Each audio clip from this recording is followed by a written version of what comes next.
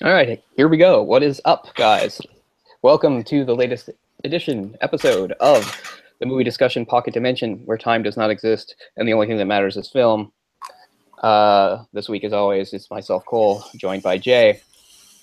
And as we said for October, we thought we'd maybe do some slightly darker stuff in the spirit of the month and Halloween and all that. So we reached way back into the archives to a very old classic for a rare pre-code movie from the pre-code Hollywood era, which we'll get into a little bit. 1932 adaptation of the famous H.G. Wells story, The Island of Dr. Moreau, Island of Lost Souls.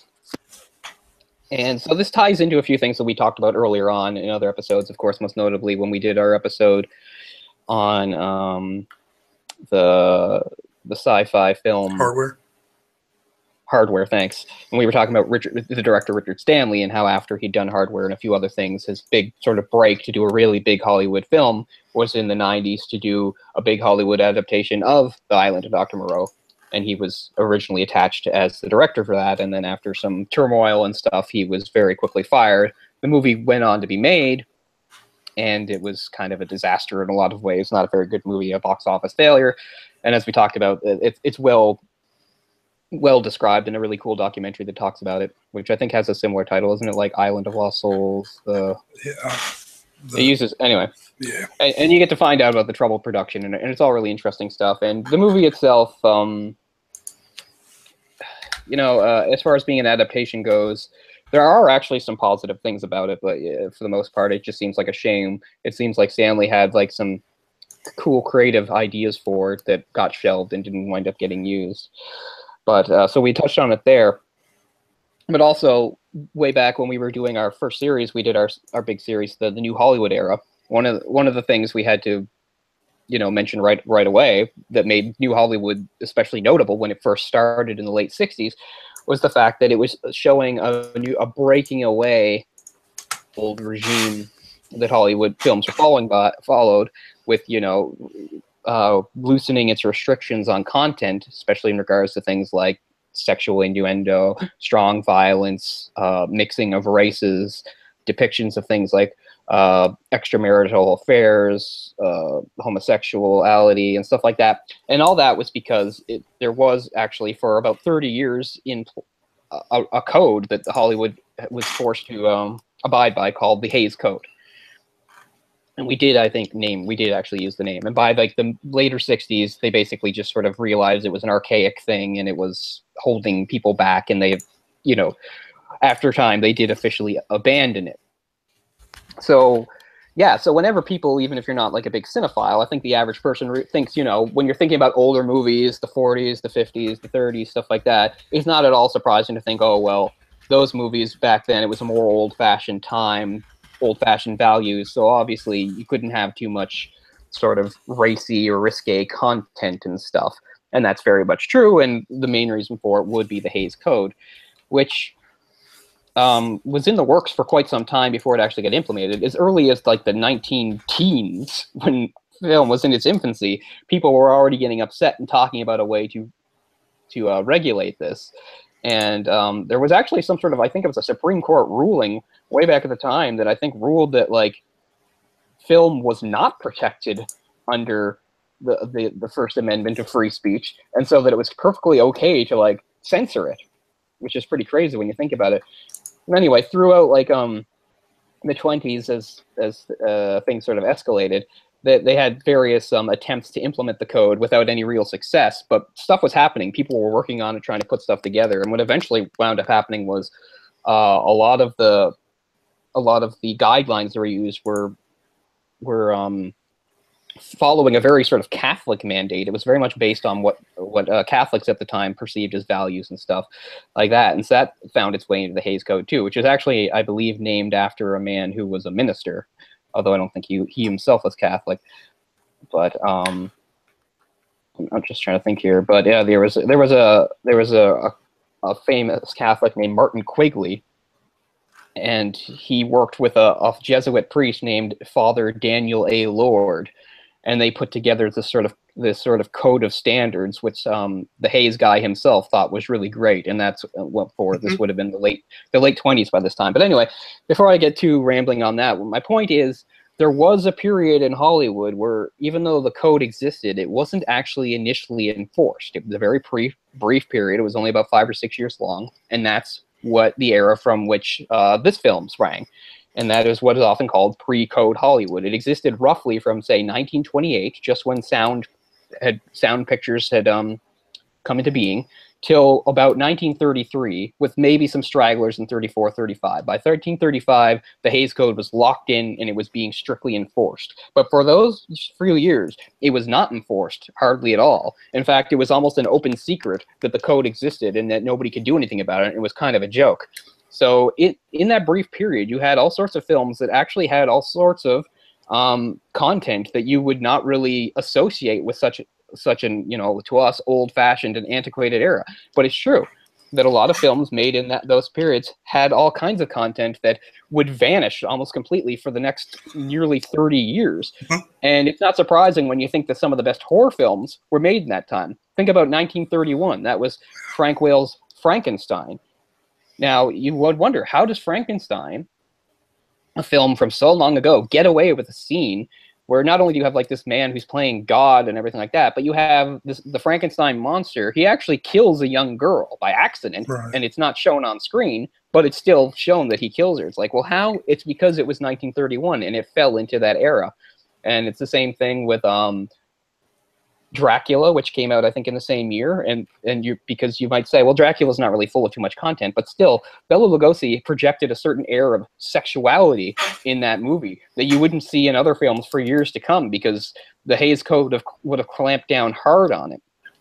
So yeah, there's actually quite a few movies just from that brief period that got away with all kinds of stuff that is kind of shocking, especially to a modern audience like us, because we just think, oh, well, long ago they censored everything. You couldn't have anything. But it's true that in that brief period of years, you had filmmakers totally taking advantage of the fact that this code wasn't being enforced and they could get away with things. Now, again, it's not to the extent as it is today. You know, for the most part, language was still fairly clean. There wasn't really overt nudity, but there was still a lot more skin being shown in these films than you would see for the next 15, 20 years at least. You think even of 1933 had King Kong, Fay Wray gets her clothes all ripped apart, and it's actually pretty risque for the era. And again, if King Kong had been made 4 or 5 years later, you bet that would not have made it into the movie. So it's pretty funny, like just the inception of moving pictures themselves, like some of the first stuff was, you know, nude, you know, nude women, and you know, nudity in one form or another. So it, you know, didn't waste any time going there. Right, exactly. And what's funny is like that era actually like launched the careers of several actresses specifically because they were sort of sexual figures.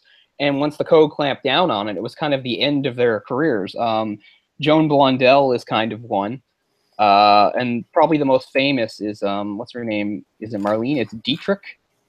Anyway, she had the German name Dietrich, and she was in several really, you know, sort of racy, progressive-esque films full of sexuality in the late 20s, early 30s.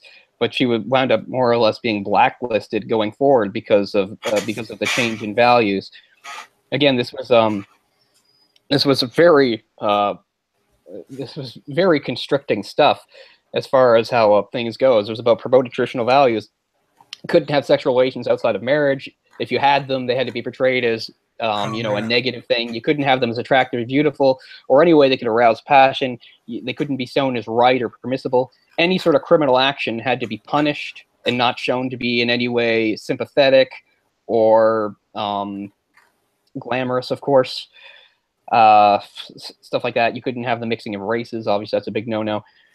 All sorts of stuff like that. And yet, because of this pre-code era, that's why we get, again, some of the best gangster films of the era was just before the Hays Code cracked down. Specifically, I think Scarface is the big one. Scarface is loaded with stuff that just in the next few years would totally not be allowed. One, Scarface, even though he's a criminal, he is the protagonist of the movie, and in many scenes he's made to seem at least somewhat sympathetic. He has a borderline incestuous relationship with his sister. Now everything's just implied, but still pretty crazy. And of course, there's lots of gratuitous violence. And there's even some scenes that could be perceived as like showing sort of like a dark humor, which, again, is the type of thing the Hays Code would completely frown on and crack down on. And by like 1933 or so, basically an informal note, I think, was sent around to studios saying you have to stop this gangster stuff. Again, historical context being everything. The 1920s were often known as the Roaring Twenties. It was a time of lots of freedom and liberation and good times. It's the jazz age. You look up stuff like that, you'll see people like dancing and doing the Charleston. And it's the time of prohibition. So, you know, it's sort of fun to break the law. You've got the speakeasies and stuff. You've got the jazz music brought in, of course, by the blacks, who are, you know, off to the side in society at this time and stuff. It's all risque stuff. And then, of course, well, what happens to end the jazz age so with such force that by, you know, only a couple of years later it seems completely gone? Well, the Great Depression, the stock market crash in 1929. You know, a lot of people saw it. A lot of people, especially people who were into the whole values thing, they thought, oh, this is what we get. This is what American society gets for its for flaunting itself and the excesses of the jazz age. Like this is sort of our just punishment type thing. So now we have the early Depression years, which are much more sobering time, but it also has a much more what's the word I want to use? It made people a lot more cynical, of course, and a lot more, well, I don't want to say depressed, but things would be a lot more bleak. So again, in this small space before the Hays Code kicked in this era, you would also have stuff that would be unheard of later on, where there's lots of endings that are basically sad. There's things where the bad guys win or good guys lose. And there's the shift from heroes is different. Working class heroes became a big thing because people wanted to, you know, relate to, they wanted to be able to relate to the main characters and stuff. So in this very brief period, only a few years, a lot of revolutionary stuff happened in a really quick time, and most of it had to do with those two factors: the Great Depression kicking in and the Hays Code not being enforced. So in that brief period, filmmakers made a lot of really and in some ways startling stuff that would have to be like abandoned and only rediscovered years later. As we said when we were talking about New Hollywood and some of the new stuff it brought in, not all of it was exactly new. Like we talked about the rise of anti-heroes. Well, anti-heroes were alive and well for a very brief period, and that's where you'll see them again in stuff like the gangster films, like The Public Enemy or Little Caesar and stuff like that. But so it's not like everything was just invented in the 60s. This stuff existed. It was just that it was suppressed. But it's a really fascinating time for film, I think. Yeah, it's pretty funny to see some of the stuff on the list. I don't know, it's such an odd time for cinema. Like, you know, rape or attempted rape, okay, that's legitimate, and then it doesn't want you to show a man and woman in bed together. I get that. Mm-hmm. I remember that was even like in the 50s. That was still, you know, big time frowned upon. Yeah, especially on TV. TV being the new medium. Mm-hmm. Arson, the use of firearms. So, like, you know, any kind of like cops and robbers type thing is just out. Yep. And drug use. If you're going to have drug use, it has to be shown like that it's really bad, and you have to punish the people who use it. I mean, this really extended. One of it was like you couldn't make fun of authority figures. Yeah. Authority figures had to be presented as like good and virtuous, and you definitely couldn't make fun of clergy people. Again, if you had somebody who was like a bad clergy person, you had to make it very clear that they were the bad guy and that they're not the norm and stuff like that. Like, yeah, it was extremely rigid what these filmmakers had to deal with once the code was finally being enforced. But yeah, just it's amazing just how progressive some of the stuff that was produced beforehand. One of the best examples I can think of was there was a movie called Design for Living, which I think came out in 1933, which first just seems like a love triangle. Oh, it's a woman and she can't choose between two men. Well, guess how this movie ends? It ends with her choosing both of them and them happily engaging in like a polyamorous relationship together. Like, that's how it ends. Like, she doesn't choose one or the other or get married like that. She's just like, I think I'll have two boyfriends. And they're just like, yeah, that's fine with us. And that's how the movie ends. This is 1933, people, way before the sexual revolution. So I have to imagine a movie like that probably like blew people's minds. They weren't having sex, though. They were just like drinking lots of milkshakes. Yeah, I don't think there was sex. I don't think there were sex scenes. But again, no, I mean, it wasn't even happening, though. Wasn't even implied. I haven't seen the movie, so I don't know. But still, just the fact that it does this. But as we said, a really great era for horror. The Black Cat, Dracula, Frankenstein, and Bride of Frankenstein all came out in that area. King Kong in 1933. So here's another one, a horror movie, Island of Lost Souls, that again doesn't have a lot of content, but the stuff that it implies is actually very disturbing. So pretty cool when you think about it. So it's a very straightforward story following basically the basic plot of the Island of Dr. Moreau with a few changes here and there. A lone guy who's shipwrecked gets picked up on another ship and then gets dumped onto this island. But even when he's on the ship is going to make a delivery to Moreau's island. They're delivering animals in cages and stuff. And he first sees some of the beastmen there and gets a little heads up about that he's heading into something very strange. I'm trying to think. There's an actor in it. Oh, well, anyway, there's an actual Japanese actor in this movie. Trying to find the name out here. Tetsu Kome, who was actually in quite a few films in this era. Of course, this being like the 20s and 30s, he was always typecast as a Chinaman, and usually in a very derogatory way, and almost always a villain. So this is kind of at least a somewhat different role for him, in that his Asianness is not actually important, except maybe they just thought it made him look more exotic, in that he's one of the Beastmen. Yeah. But yeah, they threw all kinds of odd-looking people in there. You know, I don't even think a lot of them had makeup on. They were just kind of deformed some way or another. Yeah, they just did some good casting. Like freaks. As far as that goes. Yeah, I think so. I think that's a mark of a lot of directors and stuff like that, is having a good eye for faces. I remember even watching like a thing about somebody who'd like directed like music videos, and he just said, you know, whenever I make my music videos, I always try to like pick out people with interesting faces to put in the video, you know, regardless of what the video is about, because I want it to stand out and be memorable. And obviously for this, there's makeup and stuff on some of them, but a lot of them there's just sort of background, and it's hard to tell the Beastmen, but there's quite a bit. But yeah, Tetsu Komai, I don't know if he ever really got to play anything like a good role, but at least he was a Japanese American actor, so trailblazer of sorts, I suppose, in a limited capacity. Everybody's going to start somewhere. Sure, I would imagine pre-World War II there wasn't that many Japanese people in the States.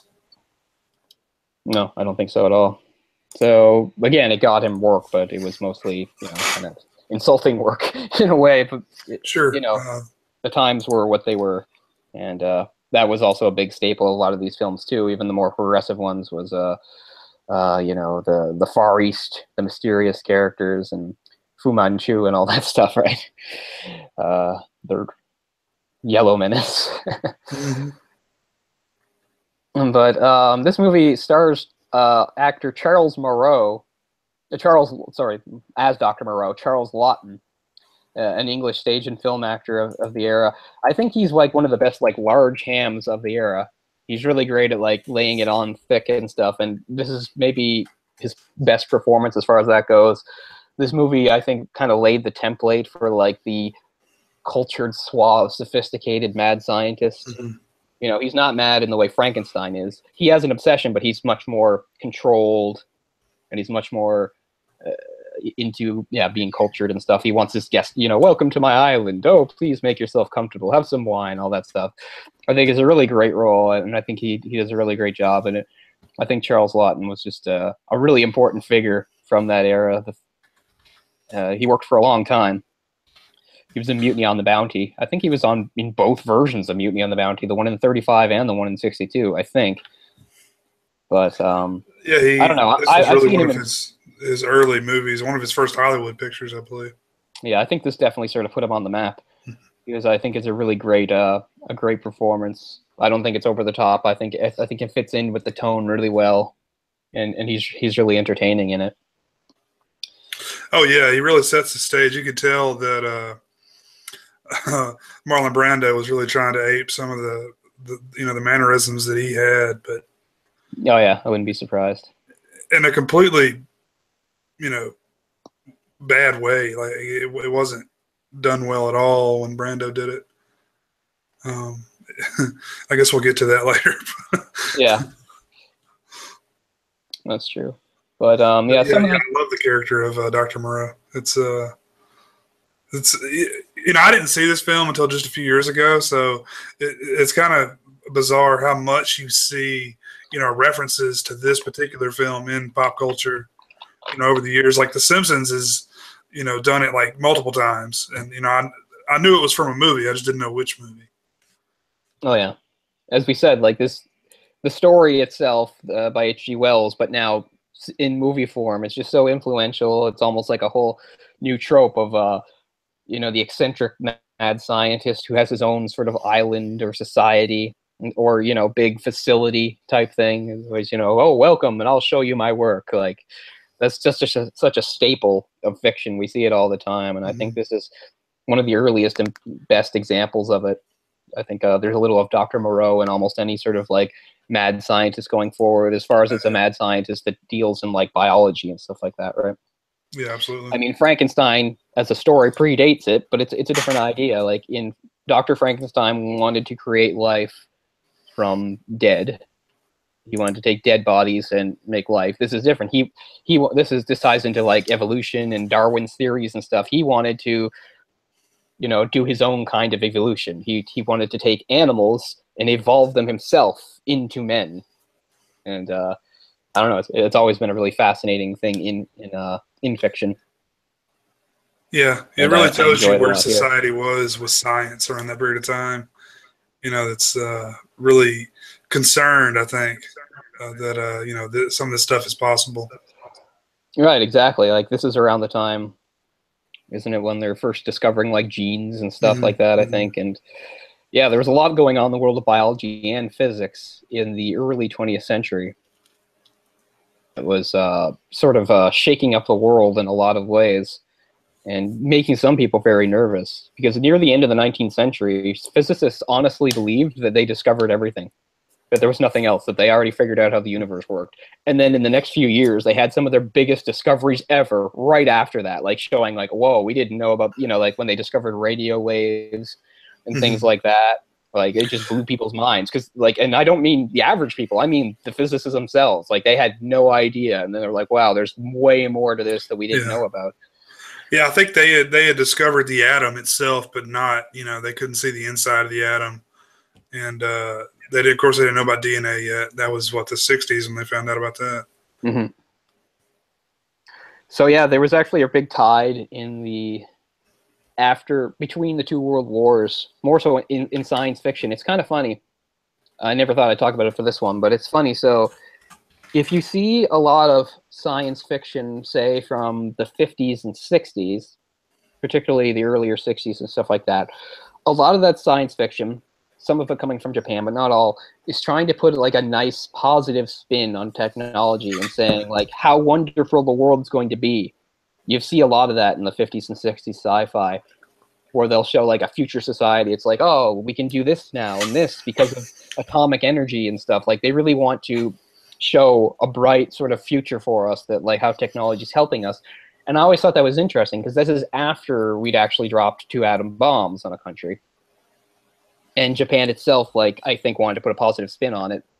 And that's where you get something like Astro Boy, Mighty Atom. That's why he was created. It was like to show like a positive, non-violent solution, to show like, oh, And I always just thought it was interesting that it was after we'd seen the horror of nuclear weapons for the first time ever that a lot of writers and people working in fiction decide to spin it to show technology and all the wonders and positive things it can do. Because actually, after the First World War and before the Second, the tone of most sci-fi in that era is extraordinarily bleak. And almost all of it is cautionary tales saying, like, this is only going to lead to bad stuff. I remember the first sort of robot story. I remember our friend Kenny had brought this up too. The stage play by the Czech author Karl Machek. What is it? Rossum's Universal Robots. Mm-hmm. It's the first time to use the term robot. Now it doesn't really mean mechanical, in that it sort of just means artificial beings, and it's about like this factory that produces artificial humans to do work, and predictably it sort of ends with them overthrowing humanity. And that was probably a direct influence on the important silent German film by Fritz Lang, Metropolis, which has sort of a similar idea. You've got this society that seems so great, but it's only good because underneath it you have like sort of slave robots who are doing all the work, and then a revolution happens there. They rebel and they overthrow. Similar stuff. So there's a lot of sci-fi from the 20s and 30s that's actually extremely dark and bleak, and a lot of it is sort of like warning us about like the dangers of too, and how it can be misused. And even though the story itself is actually older than that, I think it's from 1890 or so. This movie comes out sort of during that era. It's very much in that spirit where it's like, oh, look, genetic manipulation gone wrong. Like, here's a man playing God when you shouldn't, and the horrible consequences it can have. Yeah, we even got a scene of vivisection, although it doesn't really get seen, which got it banned in several countries later on. Yeah. Which, again, to modern audiences is fairly tame, but still it is pretty disturbing, the implications. And you do get the actor like howling in pain throughout, which is pretty harrowing. It's a pretty shocking scene, like in the movie. It just come upon the House of Pain, as they call it, the place where he does his surgery and work. Yep, the House of Pain. It's where the I guess rap group you would call them got their name from. You know, with Jump Around. With Jump Around, you know, Everlast was one of the guys. I don't know any other people, but I was thinking that I recognized the sound bites from some of their songs that I used back in like 96. No, like 90, 93, 92 when I did a haunted house. I used a lot of that sound bites. I didn't even realize it was from this movie, but you know what I listened to last night for the first time in like 20 some years? I know it seems weird that it would be that long, but it really was. It was A Nightmare on My Street. Smith and Jazzy Jeff. Oh, yes. I remember when that song came out, like I was afraid of it. I remember people playing it like at a Halloween party, and like it freaked me out. Yes, I haven't heard that song in forever. Heard of that album in forever. Yeah. I don't know why. I remember it as being a lot, you know, you listen to it now sounds really goofy and silly, but I only remembered like the really darkest part, which was towards the end where he's like, whatever you do, don't go to sleep. Like, for some reason, I remembered the whole tone is just absolutely terrifying. Like, I was afraid of it. I remember like hovering my ears once because I didn't want to hear it. Oh, yeah. And stuff. Which, well, you just associate it with the, with the movies. Yeah, I guess that's true. Because at that time, I don't even know if I'd seen the movies. I was in that little area where I've talked about this before, where like I hadn't really seen any real horror movies, but I imagined them based on things I'd read or seen on the box, and I always sort of imagined something worse than the movie actually was. Sure, yeah, I think that was the point. It was when I was like 8 and 9 and stuff like that. That's why all these shitty movies had like really cool art on the covers. Because you're like, oh man, this movie's gonna be great, and it's terrible. Yeah, and it just showed that even as like a young kid, like I had a really sort of dark imagination, because I used to like picture the Friday the 13th as so much worse than they are, like just nihilistic as hell. Yeah. And you watch the movies and it's like, oh, okay, yeah, there's some brutal kills in there, but for the most part, they have sort of a tongue-in-cheek about them and stuff like that. Yeah. But that's not how I imagined them as a kid. I just imagined Jason just brutally slaughtering like children while the mothers watched and stuff, and ripping people apart. Like and I actually pictured a lot of POV stuff too. Yeah. you know. I mean, there's a lot of that stuff I didn't even get to see until years later. Mm-hmm. That I just had ideas of how bad it was, and rarely did it even come close. Yeah, most of it's just like, okay, they got stabbed. Yeah. And they're just some like shitty character you don't care about anyway type thing. I also like pictured like being really upset for the characters, and then you watch the movie, it's like, well, the point is most of the characters are just goofballs. They're just there to be offed, and you don't really care. So like, yeah, before I actually seen what a slasher or a real horror movie was, like I had a much more disturbing vision of it as a very young kid. Yeah. DJ Jazzy Jeff, Nightmare on My Street. Yeah. That's why Will Smith sucks now, because he got rid of Jazzy Jeff. I know. That's it. How could he do that? He was his partner. He probably wasn't down with Scientology. Yeah, I wouldn't be surprised if that played a role. I saw Demon Knight the other night. I watched it with love that movie. My daughters, and yeah, I was just thinking, I was like, man, Jada Pinkett is like bonkers crazy right now, and that was one of the first times I ever saw her. Oh yeah, she'd be pretty young back then. Yeah, it's unfortunate. Scientology, man, it'll mess you up. Mess you up. And I don't think there's anything controversial about either of us saying that. It's almost like a pretty much well-known thing. Yeah, Watch out for the Church of Scientology to like slap an injunction on us for slandering them. Yeah. Because they are that crazy and paranoid. We're going to get banned. Throwing lawsuits at everybody. But that was our first role, was in Demon Knight. Cool stuff. Sorry, go ahead. I was just going to say, so yeah, this movie follows the plot pretty closely. A few deviations, a few names changed. One of the main changes is we've got, I think in the original story, we just know that the latest experiment that that Moreau is working on is some sort of panther creature. In this, they give her like her own sort of story and stuff and make her an important character, the Panther Woman. And again, a very sort of sexual character. Sort of a scantily clad, sort of primitive type woman in there, and she is tempting the hero. And of course, the whole reason she's exposed to him in the first place is because he wants to see if he can get her to mate with a human, and to see what kind of offspring it has. So some very twisted stuff going on there and stuff. And even though he is engaged, I think he's engaged. He has a fiance or something, or at least a girlfriend. And he even says that to her when he realizes she has feelings for him, but he still gives in and kisses her passionately. Yeah. Which, again, I don't think you would see a few years later. They would like, nope, he's a mortal, upstanding guy. He wouldn't give in to his temptation here now. So, what happens on the island of Dr. Moreau stays on the island of Dr. Moreau. Absolutely, right? It doesn't count if she's not full human. Yes. His bestiality, man. That's a whole different ballgame. Yeah, exactly. He's just doing it in the Moreau would justify it and say it's in the interest of science. Yeah.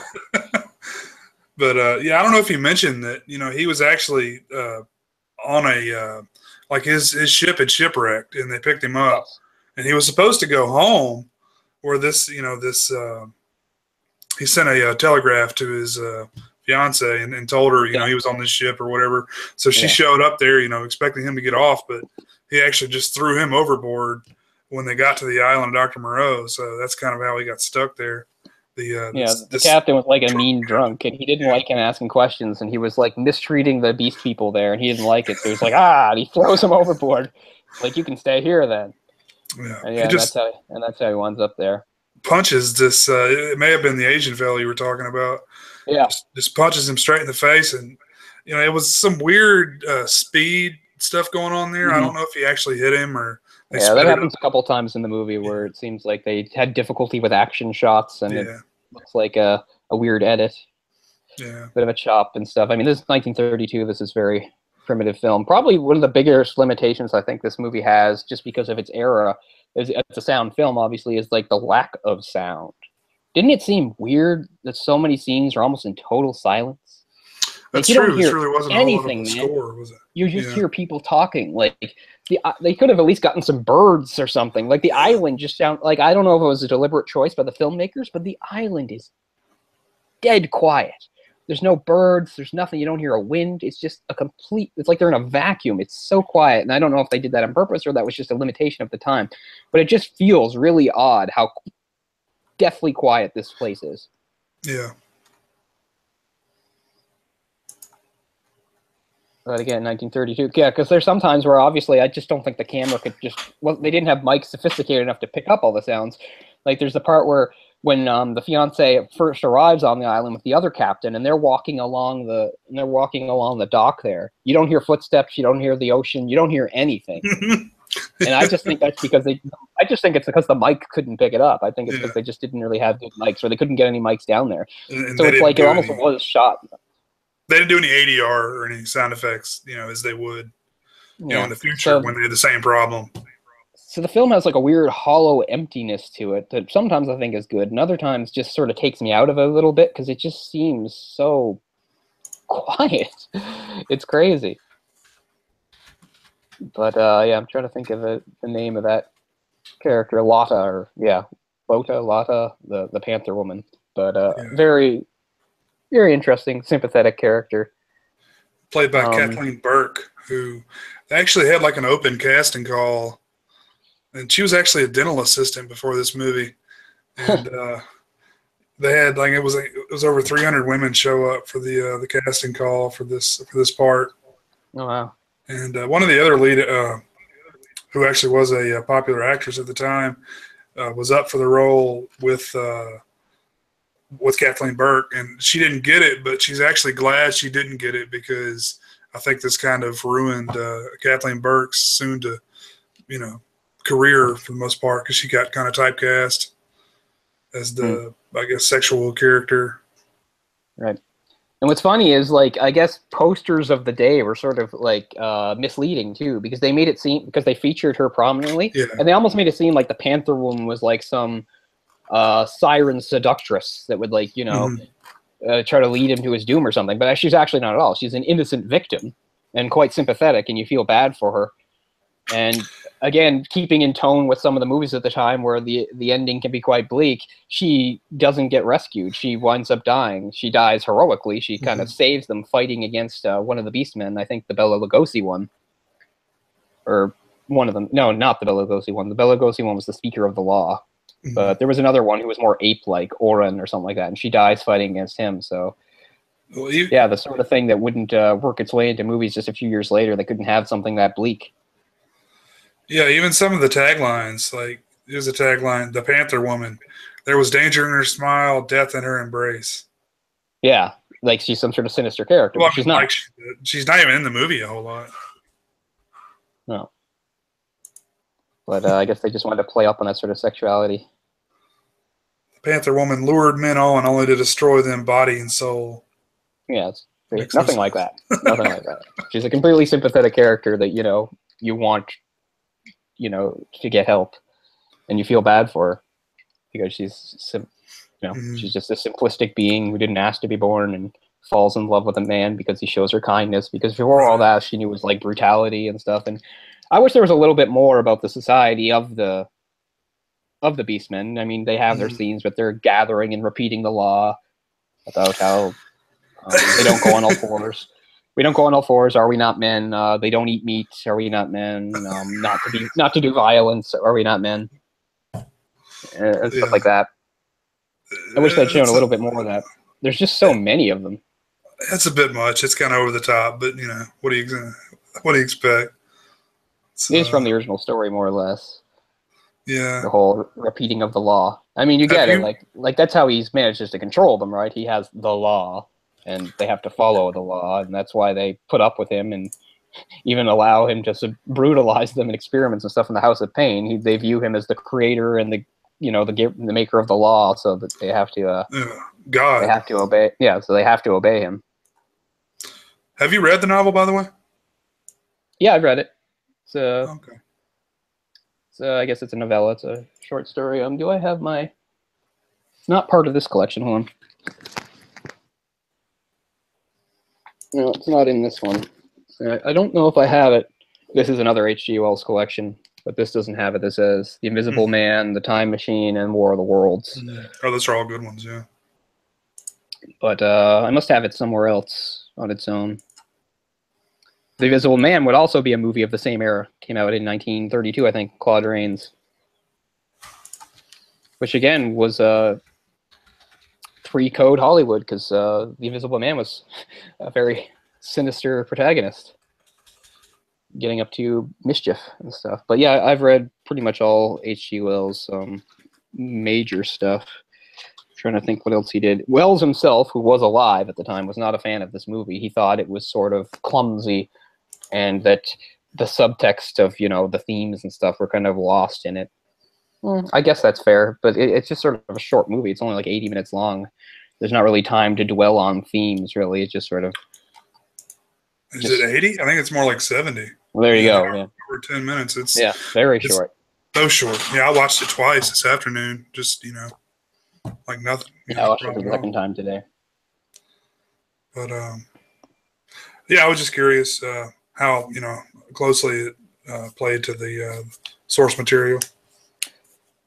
As I said, it changes a few things, changes a few names. It invents her character, the Panther Woman, and a few things are different. For instance, the assistant guy who's with Moreau, what's his name?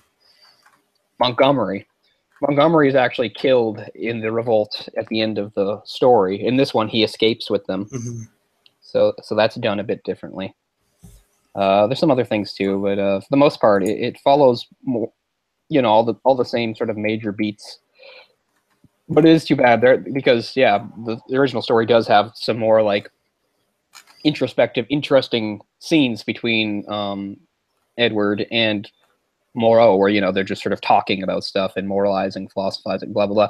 That was sort of cut down in this. But that was just how they did movies a lot at the time. I mean, think about how different Frankenstein is from the novel. Oh, yeah. In the novel Frankenstein, the Frankenstein monster never shuts up, and he's always spouting philosophical stuff, whereas the Slicer's like, no, mindless monster, killing machine. We'll make him sympathetic, but he's not going to have soliloquies, you know, so kind of standard for the era as far as that. It's just like, okay, just simplify it. You know, show the people what they want to see, show them the beast men. And, yeah. Again, a very dark thing that's implied that they couldn't have gotten away with under the Hays Code was once the fiancé arrives on the island, and his attempt to get Edward to mate with the Panther Woman fails. He decides to take a more direct approach, and he allows that ape-like beast man to go after her, obviously because he wants him to rape her. And, you know, they wind up fending him off and stuff. So very dark, very disturbing stuff for the era, for sure. As I said, I think a lot of people would be surprised to know that something like that existed way back then. But pre-code era was brief, but it got in some good stuff. And that's another good example. Because, yeah, just about 2 or 3 years later, it would all become buried. To the point that even movies that were made in the pre-code era couldn't be re-shown or broadcast on TV later or anything, because they had to be resubmitted under the code, and most of them failed. So a lot of these movies almost completely disappeared. And what's funny is a lot of these movies wound up going to private collectors, and some of them showed them off in France, and that's what gave rise to the French New Wave. Wow. It was a cool thing in France in the early 60s to go see these like banned pre-code movies. And that is what in turn helped inspire some of the French New Wave directors. So it's all kind of a circular thing. As we said, it's not like all this stuff just sprung into being in the 60s. It was always around. It was just a matter of dealing with the restrictions that were in place at the time.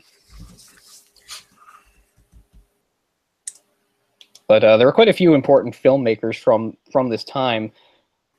Joseph von Sternberg is the one that I think of the most. He's the one who did The Blue Angel, which is the Dietrich film, which is a very sort of sexual film. It's about a school teacher who's very moral and upright and trying to always teach. It's like a boys' school, and he's always trying to teach the boys, you know, the right and proper way to be.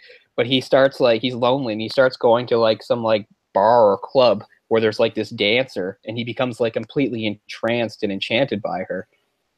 And it's a really crazy, daring movie for the era. I think it's like 1929, stuff like that. anyway, that was one of Sternberg's movies. He also did Shanghai Express, and so he had very sort of sexual stuff going on in his movies before the code cracked down on him, which more or less stopped his career. And the same thing of Dietrich. Who else we got in there? Must be Berkeley, which is kind of funny because we just mostly think of all the musical numbers he did, like Gold Diggers of 1933, Gold Diggers and stuff like that.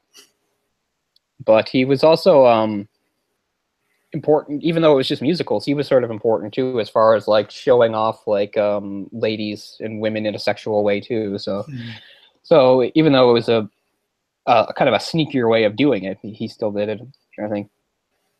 And of course, Howard Hawks directed Scarface, and he would go on to perfect kind of the screwball comedy of the era, which he become known for. But yeah, just lots of great stuff from the era, which is the main reason I want to talk. As we said, the film itself is fairly straightforward and simplistic, but the era is really fascinating. And one thing that's good about like a channel like TCM is they show a lot of this stuff, and they try to bring it to people's attention. Yeah, I mean, in that era, we got Little Caesar, Public Enemy, Blonde Venus, Freaks, which was, you know, its whole thing. The Mask of Fu Manchu, Scarface, all sorts of stuff like that. But yeah, Freaks is one of the more seminal moments in horror history, I think. That's also Todd Browning. You know, just for all the shocking stuff it showed off, and it was just a really, again, hugely influential horror movie where even horror movies made today can owe something to a movie like Freaks, which is just a really interesting and unique sort of experience. Yeah, it's still one of the more disturbing films in a lot of lists that you see these days. Yeah, and I think that's warranted. For sure, you've got all sorts of weird stuff in there and a lot of it, like to this day, it's people are kind of like guessing about some of it. It's like about exactly what we saw on screen, how much of it was fake and how much of it was real, and where some of these people came from and stuff like that. It's pretty cool movie. Probably one I'll try to watch this month. I hope it'll show up on TCM. It probably will at some point. They've shown it before. Oh yeah, it'd be a good time to show it too. But even though Wells himself didn't like this adaptation, I think this is a pretty fun adaptation.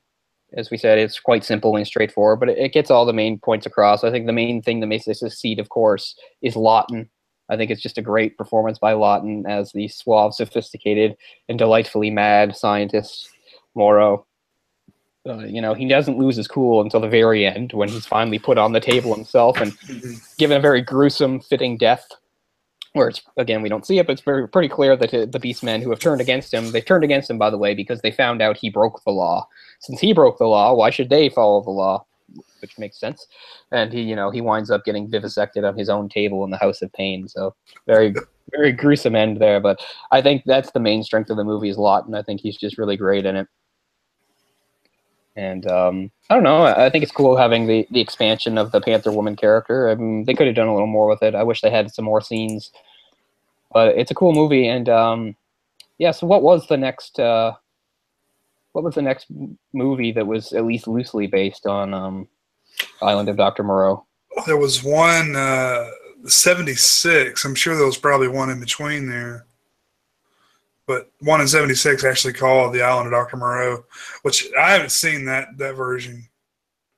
I've been trying to find it, and I can't seem to find it to watch anywhere. Yeah, I've heard of it, but I haven't seen it either. Burt Lancaster, or 77, I'm sorry. Burt Lancaster, yeah. No, yeah, here's the original law, which is pretty much the same. Not to go on all fours. That is the law. Are we not men? Not to suck up drink. Not to eat fish or flesh, not to claw the bark of trees, not to chase other men. So it was changed only very slightly and stuff. Oh, that was from the book. Okay. Yeah, that's from the book. So it was Oh shit! What is it? To walk on all fours, eat flesh, to spill the blood. Yeah, that's what it was in the movie. Which, fair enough. I mean, you don't have to talk about bark of trees, Sure. Really, I mean, why? Why? and not to suck up drink. I don't even know what that means. Isn't it manlike to? Aren't we the only things that can use straws? But I guess they don't mean straws. I I mean, don't know. maybe they're talking about like alcohol. Ah, yeah, maybe. It's been so long, I can't really remember. Um, But that's very possible. well, because I'm sure Dr. Moreau likes to, have a nip every once in a while. Yeah, the '77 one had Burt Lancaster as Moreau. That just sounds weird, doesn't it?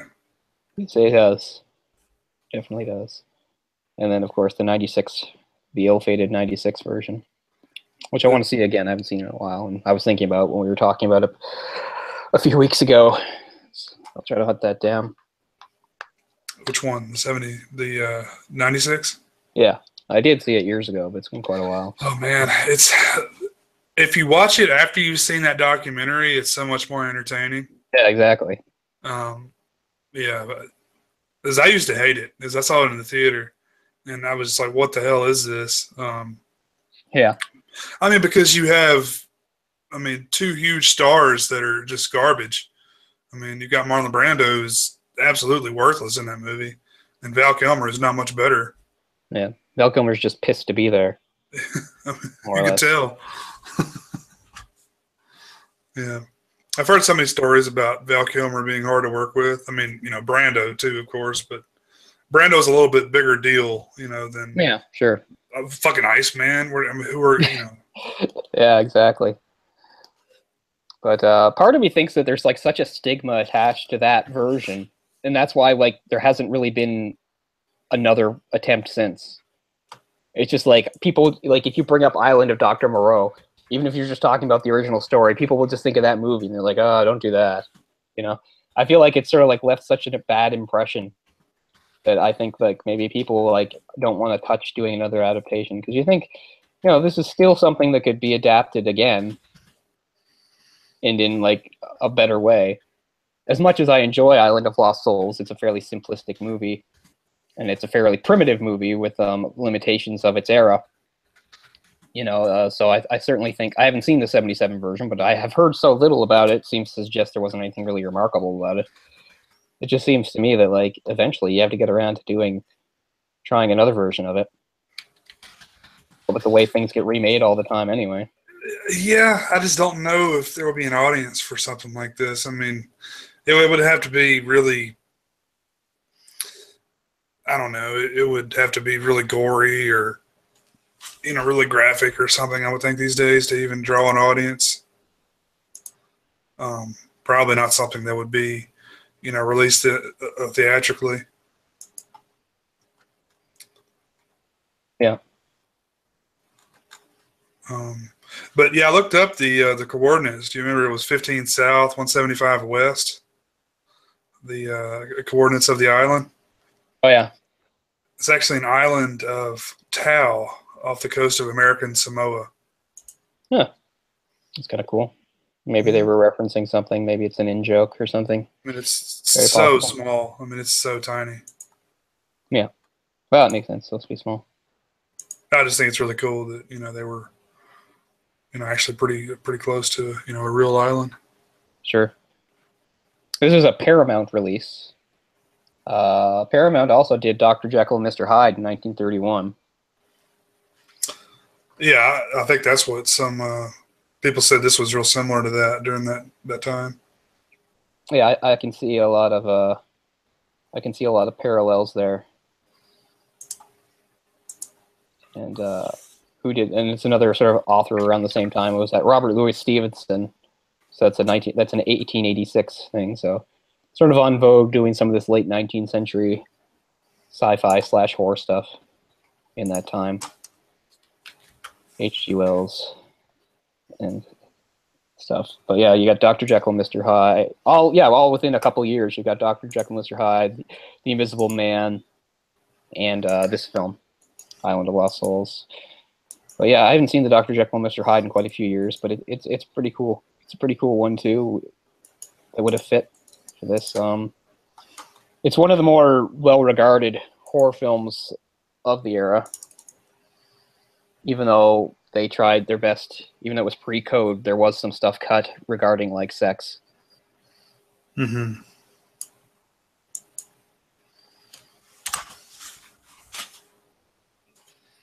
Yeah, I just wanted to really shed light on the era, because I think it's an era a lot of people aren't really aware of. Like, they just know that, like, oh, older Hollywood was more, censored, even if they didn't actually specifically know about the Hays Code. They knew there was stuff censoring it and stuff, but there was a brief era of 5 or 6 years where they more or less were able to skirt the code, and it produced some really interesting stuff, including some of the most influential and best horror. And this film probably isn't that great, but it's still a good example of the period. And I really like Charles Laughton in it a lot. It really yeah, he looks really familiar, but I looked at his filmography. I didn't really recognize him for anything that I'd seen a whole lot. I'm trying to think of what I've seen him in besides this. He was in Spartacus. Okay, I've seen that. Let's see here. Probably what he's mainly known for. Okay, he's Javert in the 1935 Les Miserables, which I've seen, which is kind of a mess because it's so short. Like, how can you take such a long story and make it that short? Like, the 1935 Les Miserables is like the Cliff Notes version. Like, it's just cut, cut, cut. Oh, he's in Jamaica Inn. I've seen Jamaica Inn. That's an early Hitchcock movie. Quite good.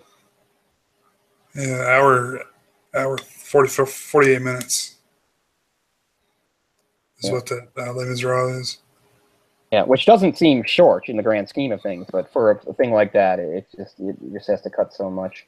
Yeah, I was trying to think what was this back when they were short run times? I mean, obviously this film we're talking about is only 70 minutes, so. Yeah, I mean, there were quite a few short run times in the 30s. Like, a 70-minute film was a pretty normal thing, I think, just over an hour. What's funny is, like, the 2 hours that we have nowadays was kind of like skipped over. It seemed like films were either really short or really long. It was like there wasn't much in between. Maybe that's just how I'm remembering it, though. There probably was stuff in between, but just not there. Oh, he was a witness for the prosecution, too. I saw that. So I've seen a fair amount of things, although I can't remember. Oh, and Night of the Hunter. He's the director of that, which is probably the main thing I know him for. It's he directed Night of the Hunter. Mm. A really great movie, full of dark stuff, even though it was smack in the middle of the era of the Hays Code. Even though, again, most of the stuff had to be implied rather than shown, but still. Night of the Hunter is a really good thriller with Robert Mitchum, who's a man who's, like, completely prepared to murder children, which is pretty cool and scary.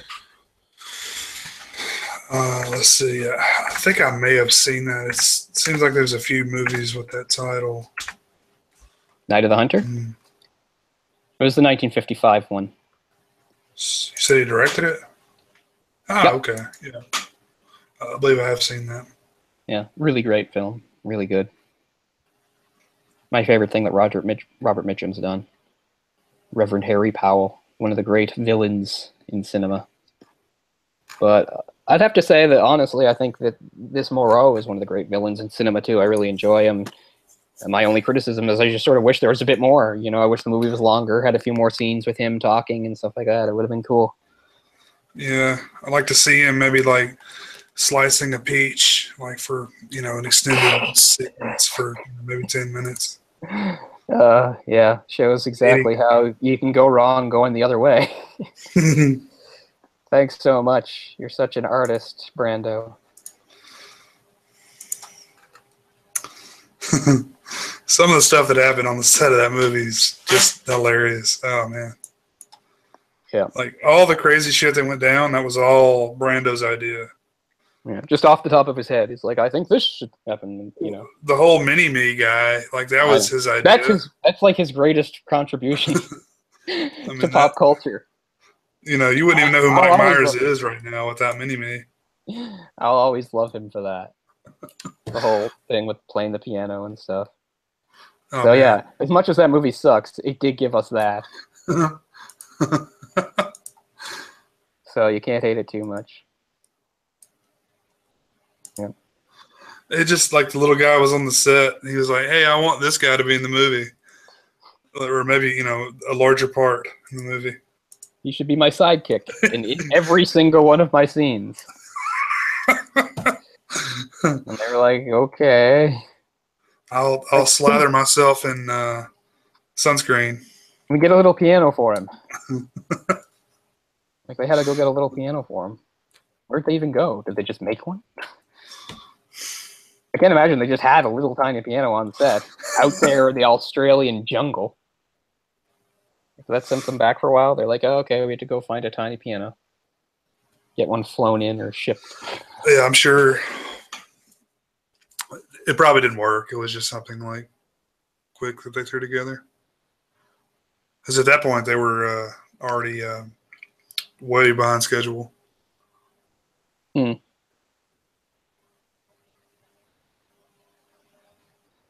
Yeah. There were basically two sort of main types of horror movies in the pre-code era. And this is one of the two. One is the single monster movie, and then there's the one with like the horde that rises up against their supposed betters. And that's what this is. We have the horde rising up and overthrowing the island society. I always love the Batman animated series episode that's based on this too, Tiger, where Catwoman gets kidnapped and she's put on an island by a guy just like Moreau, where he's trying to, like, you know, make Beastmen and stuff, and he turns Catwoman into a literal Catwoman, but from scratch. He has like the perfect being, this cool like feline humanoid called Tigress, who he decides to pit against Batman to see who's superior, and it's really great. And it has such a super bleak ending too. The Doctor, like, I don't think the Doctor dies. No, he doesn't. He's almost about to die, but no. Batman gets him, and he's going to take him back to justice. And then Catwoman's just like, Tigress, come after Tigress, you know, is turned against him and realized there's no point in fighting. He's just like, come with us. There's nothing for you here. And Tigress was just like, there's nothing for me anywhere. You're like, oh. Then it ends with like a shot with him standing on a cliff while Batman reads Tiger, the William Blake poem. It's pretty awesome. I always loved that. That might have been like the first Dr. Moreau type thing I ever saw. Would have been back then. So I can't remember exactly when I first read the story. Quite a while ago. H.G. Wells. H.G. Wells is funny because, like, sometimes with some of these people you forget like when they were alive, because I think, oh, like late 19th century, but I mean, you can like look up like stuff like audio of him on YouTube, and his voice is ridiculous. Like, I found a thing where he's being interviewed. He's with Orson Welles, and they're talking about like, it's funny how we have the same name, except of course Orson has the E in his name, so like, he should drop it so he can be more like me and stuff. And they're having a, and they're going to talk about, of course, Orson Welles' famous radio adaptation of the H.G. Wells story, War of the Worlds, the thing that, you know, freaked everybody out and made people think aliens had really come to Earth and stuff. But anyway, you should look that up just so you can hear H.G. Wells' voice, because he has a ridiculous voice. English even like, it's not just the accent. Like, he's got an English accent, obviously. It's not very strong, but it's a really weird, like, cartoonish. He sounds like a little cartoon character. It's really funny. Yeah, I think I've heard it before. Yeah. I was really taken aback by it. I was like, what? It's funny stuff.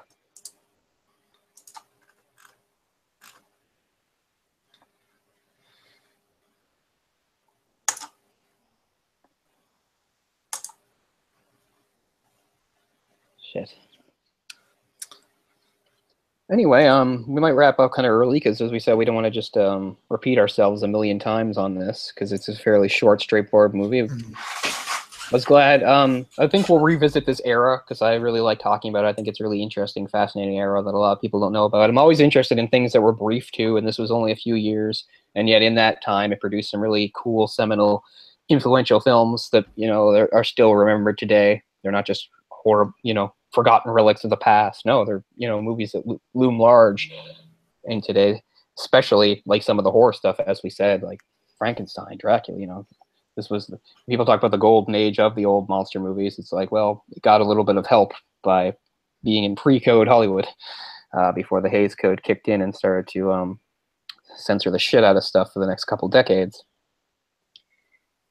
But I'm glad we got to do something not just from that era, but something old anyway, because as we said, we want to cover sort of all eras, you know, do films from whenever. Nothing's too new or too old necessarily to meet our criteria. And as far as the rest of the month goes, we're trying to keep it with sort of horror, dark, thriller type stuff. That's what we know for sure. We've narrowed it down to a few things. We haven't quite decided what next week's will be, but we will let you know as soon as we can. And I think that's probably it. I think we'll probably just wrap fairly early tonight, unless there was anything else to talk about. I mean, it's too bad we couldn't talk about the 77 version, but neither of us have seen it. Yeah. And as far as the other one goes, like I said, I haven't seen it in a long time. I remember it, you know, it's just sort of a kind of a bland movie, but it is memorable for some of the stuff that made it bad. And as we said, you should definitely check out the documentary about the making of the movie, because it's very fascinating. Plus, it can lead you on to Richard Stanley, who we talked about when we did an episode on one of his films, Hardware, who we always thought was a really interesting filmmaker, and it's too bad that he never really got to make feature films anymore. You know, he's only about 50 now. There's still time, but I don't really know. Maybe he's content with the stuff he does. But yeah, I don't know, just to be so jaded, you know. But yeah. The Hollywood system, you know, as plenty of directors are, you know. I understand, though. I mean, people having like bad experiences. That's what's in the news right now about how bad Hollywood is. You know, talking about the sexual harassment and stuff like that, and always been an open secret. So I don't know why it's so surprising. I'm not saying that it's not bad. But you shouldn't be surprised. Well, I mean, I guess we could talk about Weinstein for just a minute here, since we are so yeah, early. Sure. I mean, yeah, that is really what's going on in the news now. And I mean, I don't. If you're surprised at these allegations by Harvey Weinstein, you must not know who he is, because yeah, every time I've seen him like interviewed or talked, like he's come across as an extremely crass human being, you know. And he doesn't seem like the type of person that has a lot of respect for other people. So to me, it's not very surprising. Yeah, not at all. I mean, I would think he would be more physically abusive towards men, basically, because I've heard lots of stories. You know, I mentioned that I read a book on the Weinsteins in particular and all the crazy shit they'd done in Hollywood, you know, over the past couple decades. You know, winning a few Oscars by, you know, essentially just buying the Oscars. Like Shakespeare in Love, that's the main one I think of. You know, Kevin Smith's got, you know, a bunch of unkind words to say about him. I mean, a lot of the foreign directors that, you know, they wanted to bring the films over here and wanted to just cut the shit out of them. Yeah. You know, really pissed a lot of artists off, because, you know, obviously you don't want some hack producer, you know, cutting up your film. But that's what he was known as, you know, Harvey Scissorhands. Led to Studio Ghibli, one of the, not Miyazaki himself, but one of the producers at Studio Ghibli famously mailing a katana to him with the words "no cuts," saying, you know, because when they were going to do the re-releases and they were going to do the release of Princess Mononoke, they said, you know, the only way this works is if you don't cut. Because since I can always work a little anime history into there, you know, I just watched Nausicaa Valley of the Wind a couple weeks ago. They showed it at my theater, which was really great to see. And as I said, that's the first sort of unofficial Studio Ghibli movie.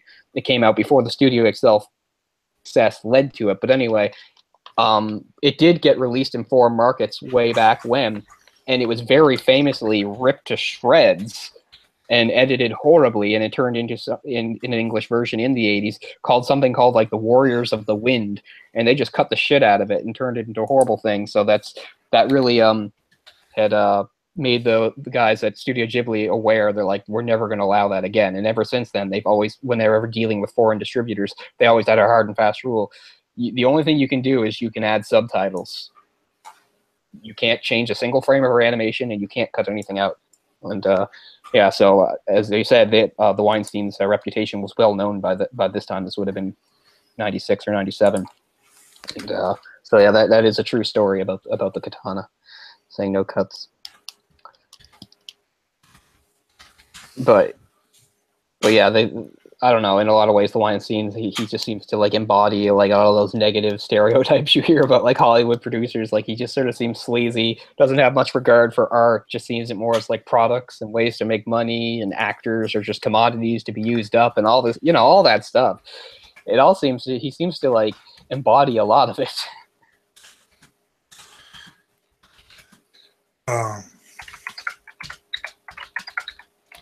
Yeah, it really sucks because I mean, a lot of the stuff that Dimensions put out, you know, I like, and is that their only name? What did they put out?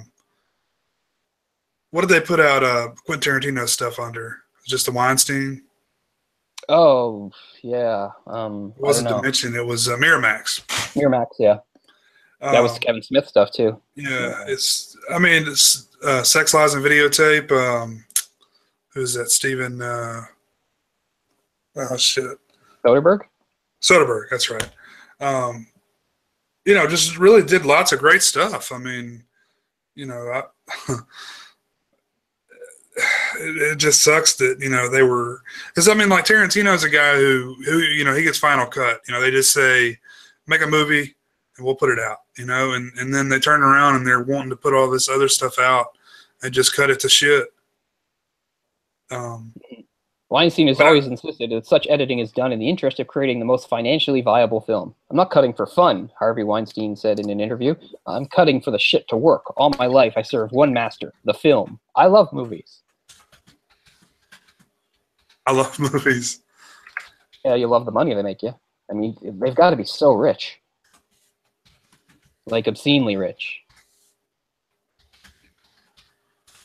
I mean, they've struggled the past few years to put stuff out, so they may not be as well off as you think. I think they've got their money in a lot of pots. Yeah. And the Miramax family films are some of the worst crap you can see. Man, they're bad. Just like straight-to-video awfulness. Yeah. Which should include such winners as The Never-Ending Story 3. Oh, really? I haven't seen, I don't think I've seen 2, but I've heard 3 is really bad. 3 is a whole new level of terrible. Awful. It has Jack Black in it. And he's actually pretty good. He's like a bully. He's like a bully. And he's actually pretty good in it. But everything else is terrible. Wow. Warriors of Virtue, The Return to Tao. Wow. I can't believe they made a sequel to that. Because that's the second Warriors of Virtue movie. Yeah. Warriors of Virtue is some like weird movie about like kung fu kangaroos. In like another dimension. That's what that is, yeah.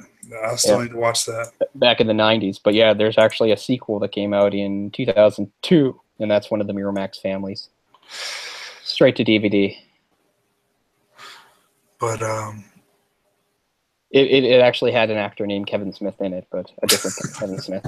I'm sure it's a common name. He's dead now. He's dead now? He killed himself because he realized the other Kevin Smith was around. There could be only one. He fell off something in China while shooting and died. Very sad. Kevin Todd Smith. Man, from New Zealand. I saw that Cameron had posted an article from, was it the New Yorker or the Hollywood Reporter or something earlier? Yeah. And it was saying that basically, you know, Asia Argento was one of the main women that has come out recently, and you know, said that he's done a lot of things, a lot of really horrible things, but she just seems like a type of woman who wouldn't put up with that shit. But I guess that was early in her career. I don't know.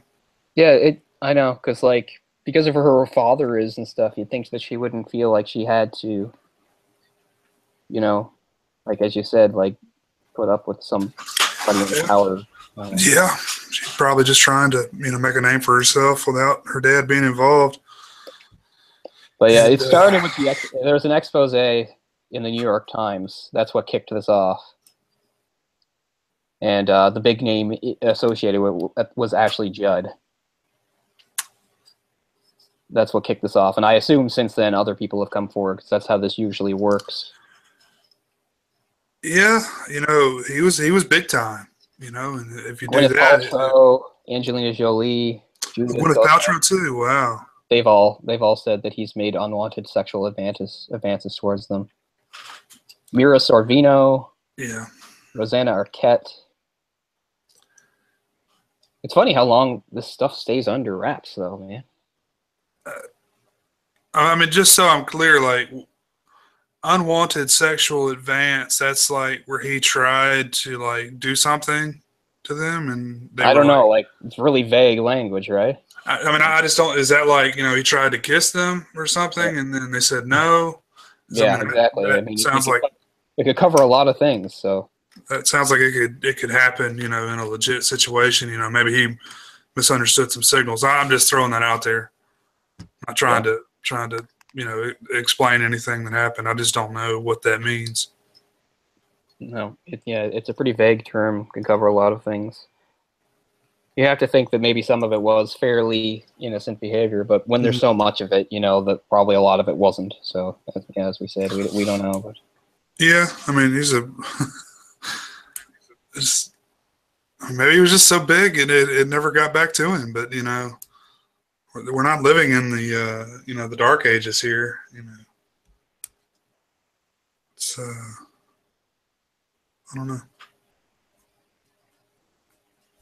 I know Michael Moore sued him a few years ago for holding back money for Fahrenheit 9/11. Oh, they released that. But I think they settled out of court or something. I'm sure he's no stranger to getting sued either. Oh, no. Big people always get sued. Isn't like the current president of the United States like involved in like 3,500 lawsuits or something? 3,500? Oh, wow. Something Numbers, like yeah. something crazy like that. Like, I don't know if that's total in his life or how many he's just dealing with right now, but it's a lot. And a lot of them are, well, I mean, Trump, initiated by himself because he likes to do it just as much as people sue him, he likes suing people. Sure. So, Well, I mean, I guess it just goes to the territory in some regards. oh, I think so. But it's always been a favorite thing of his. I don't know what he's done about it, but one of the things he was trying to get elected on was he was trying to tell people, and I don't know why other people like this, but it was for him personally. Like he said, he wanted to like be able to change laws to make it easier to sue people for libel and stuff like that, because he can't stand people talking shit about him, right? That's one of the things he used to talk about.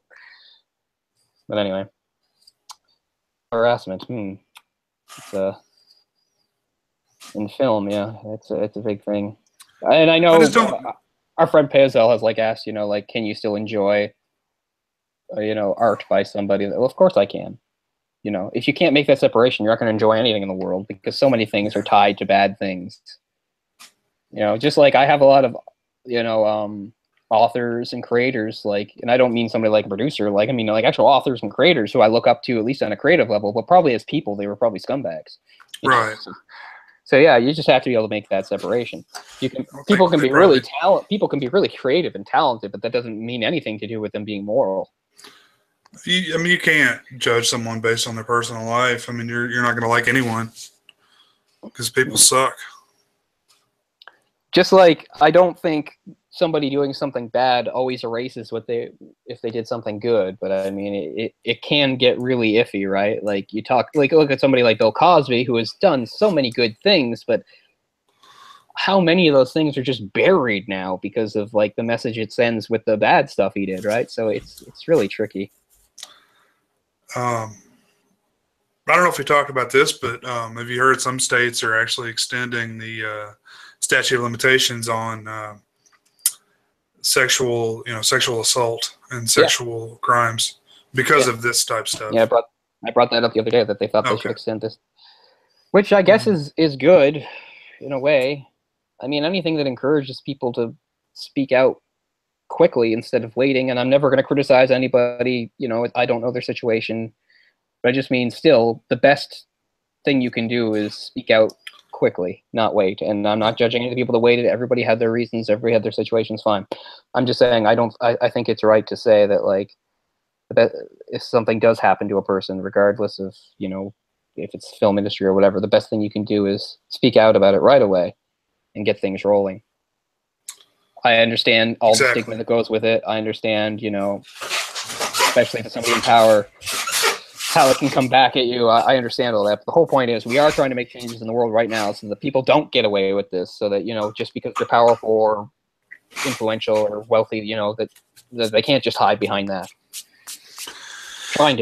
It's not a quick fix. I don't know. But I mean, I've been fortunate in my life. I've never been in a situation where somebody tried to take advantage of me sexually for any reason. I don't know. Well, we'll leave that out because that's a whole thing. Yeah, I'll tell you a story when we get off of here. But yeah. Yeah, I mean, from the other side of it too, it's you know, these are still allegations at this point. It's a terrible thing to be accused of if you didn't do it. Sure, and that happens though, and I don't want to, you know, put this under the rug at all. I don't want to, you know, diminish what's happened, but no, you don't want to blame the victims or anything like that. But look, because right now, if this all comes out to be bullshit, some like grand scheme against Harvey Weinstein, you know, all these women got together, they don't like him, and they're gonna all say this shit. I mean, he's ruined. You know, he's always gonna be remembered as a sexual deviant and just a totally, you know, terrible person. You know, regardless of what the thing about any sort of sexual assault allegation is like, even before it's proven, you get dragged into it. Mm-hmm. Like, you'll hear about it all the time, like maybe some athlete or something like that, you know, some sexual assault allegation. Then you find out it was bullshit, she made it up. Well, her name is still protected. Right. And yet the person's name. And I'm not saying it's always women and men, although it usually is, but you know. But yeah, it's a tough thing. I mean, it could happen to any one of us. I could go out to a bar tonight and I could meet somebody. We could come back here and have some sort of sexual encounter. The next day, she could maybe regret that we had done it, mm-hmm. and think that maybe because she had drank a little, that was enough to accuse me of rape. Then I could be arrested, and my name would be in the paper and everything like that. Eventually, they get to the bottom of it, and they believe me, and they're like, okay, nothing, and, you know, she, you know, blah, blah, blah. But that's all after the dust is settled. That's all after I've already been arrested, after people have already read my name in the paper associated with this thing, and, you know, and I have to live with that. Mm-hmm. You know, so that's a tough thing that happens to a lot of people, specifically men. Again, we're not trying to flip it. We're not trying to blame victims. We're not trying to turn predators into victims or anything like that. We're just saying what a potentially corrosive situation it is, because these allegations carry such weight with them and such a stigma. So it's a real mess.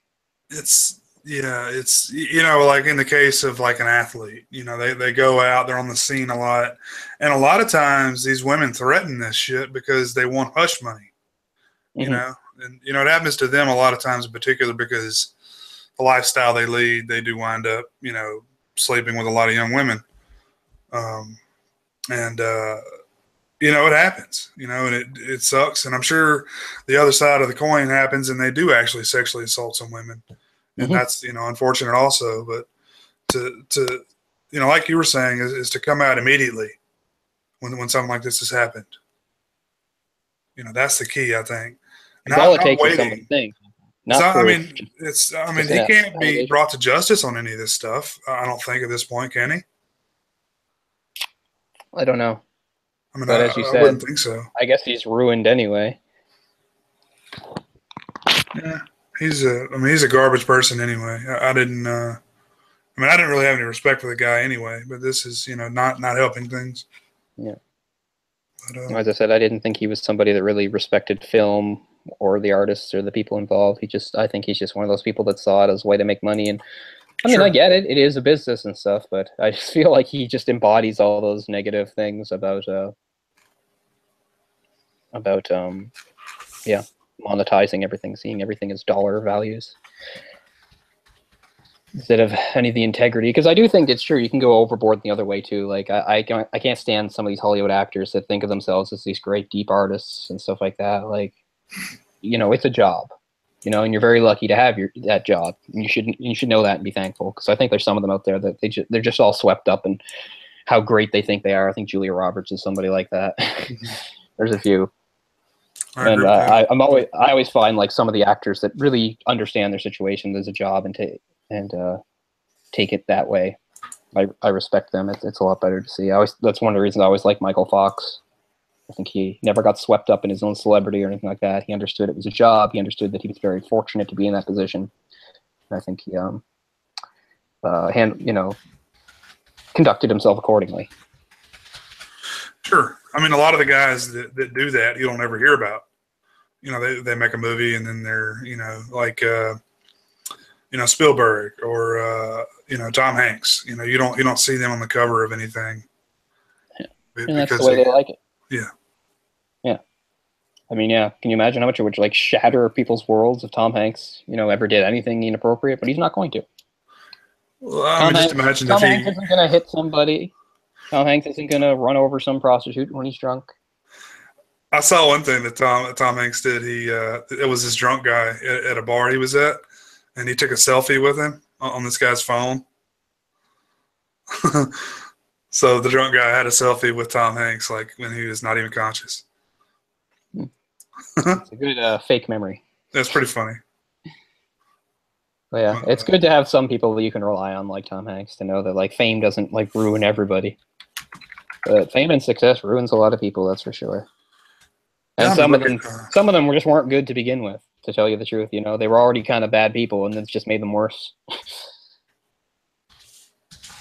Yeah, I mean, look at lottery winners. I mean, these people that hit it big, I mean, they'll say it's like the worst thing that ever happened to them. It's like they immediately get divorced. That's like step number one, and they lose all their friends. Then they lose all their money. Yeah, there was some like British girl that kept going on talk shows and whining, complaining about how bad it was to be rich. A lot of people were upset about that. That was pretty recent. She was like 23 or 24, and she won a big lotto. I'm sure. And she went on like 4 or 5 different talk shows talking about how like her life sucked now and everything. She got a huge, of course, backlash from that. Yeah. So then she complained about the backlash. Yeah. I mean, it would be nice to not have to worry about where my paycheck's going to come from in the future. But on the other side of the coin, you can have a lot more free time. That they say idle hands.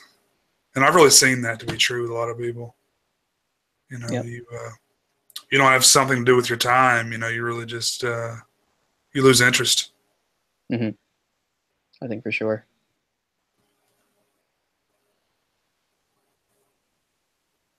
Well, yeah, as you said, I didn't have much of an opinion on Harvey Weinstein anyway. So this isn't something that like rocks my world. And again, it seems kind of, I'm not too surprised and stuff. So, but I don't know what will come of it, because as you said, we don't know how old some of these allegations are, what kind of stuff they can stick. I assume his position is going to be deny, and we can do that. So. Yeah, sure. Although it's always hard though when you're in that position when there's multiple people. It's like, well, why would they all lie? And so many of these people, they don't have any money to gain from it. It's like, some of these are successful movie stars themselves. It's not like, oh, we need Harvey Weinstein to pay me hush money. So that I think that always leaves a little bit of credibility to it. Mm-hmm.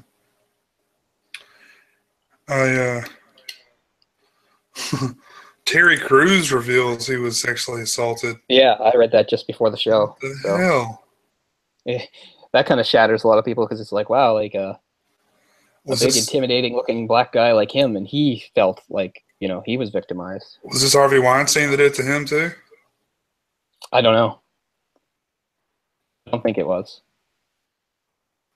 I don't think he named anybody, but I think, again, it was some sort of, like, producer or some person in power. I didn't read the details. Somebody said, like, somebody, like, grabbed his crotch or something. I don't know, though. Wow. But, I mean, if that's true, I mean, that probably, because, yeah, that blows things out of the water, too, because it shows that anybody can be a victim, for sure, Terry Crews, big, strong, physically intimidating guy. You'd have to be pretty brave to do that. Mm-hmm. As we said, they talk about like people who are like privileged positions. It's like, how privileged are you that you think you can get away with that? And just to.